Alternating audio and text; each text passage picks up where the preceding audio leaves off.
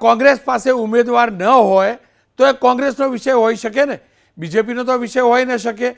અને જો કોંગ્રેસને જ્યાં ઉમેદવાર ન મળ્યા ત્યાં બીજેપીએ ઉમેદવાર આપ્યા અને ત્યાં ઊભા રાખ્યા, તો એનો મતલબ એમ થયો કે ચૂંટણી ફિક્સિંગવાળી છે. તમે જ્યાં જ્યાં ઉમેદવાર આપ્યા જે કોંગ્રેસના મેન્ડેટથી લડશે તમારા ઉમેદવારની સામે, તો એનો મતલબ એક જ પક્ષના બે ઉમેદવાર દેખાવ પૂરતા સામસામે ચૂંટણી આખી ફિક્સ કરી છે બેઠકો ઉપર, એનો મતલબ સ્પષ્ટ થયો.